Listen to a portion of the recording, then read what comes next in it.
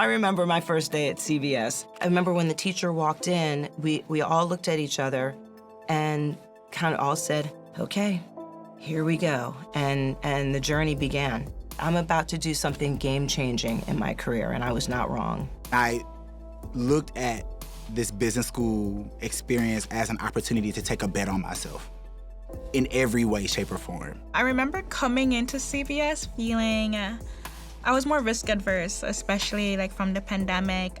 I remember like after like the first month on campus and feeling like I need to dream bigger. I have this very vivid memory of one of the first few months at Columbia where Warren Buffett walked into the building, and for a business school student, it's a rock star status moment. It was an indication of what was to come to have that sort of exposure. I attended business school primarily because I had been told no, that I couldn't do certain things as it related to my career and career responsibilities because I didn't have an MBA. I remember a class I took with Dean Masri, an operations class. That course was rich in content. I was able to fill some of those gaps. That was why people told me no. Professor Ellie Noam, he told me the world is run by networks of networks.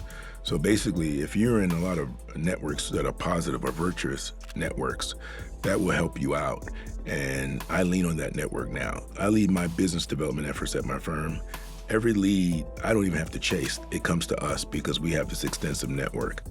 Naaman Phillips and Kathy Phillips, two people transformed an institution. It changed my life to have them as colleagues, people who I could go to and take off the mask and keep it real. There was nothing like it. They always said, right?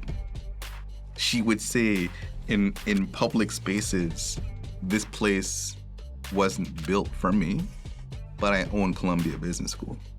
And I always took that to mean that she believed very much in her own power. She believed very much in her own sense of agency.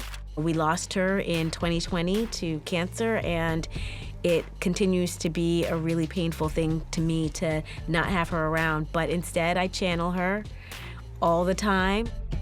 Michael Robinson, I think he single-handedly has shepherded many students through the program. I remember how Michael Robinson made us feel a sense of ease in the very beginning of our application process. We all have lead in our first week, and I had Professor Akinola, and I think for me, again, to feel my professor was a Black woman, and a fly Black woman at that. So for me, it was like the biggest message or sign that I can do anything. I think I've actually done exactly what I said I was going to do. If I remember correctly, in my application, I talked about wanting to work for L'Oreal, wanting to work in their luxury products division, and then working in something smaller to leverage that knowledge. I do think that those goals that I had before business school are coming to life, and I feel very proud of that. I was a recipient of CBS's first minority fellowship program through Pfizer. I ended up working at Pfizer for over 10 years, and it was a perfect fit for me. I give CBS a huge amount of credit for all the success I've had since.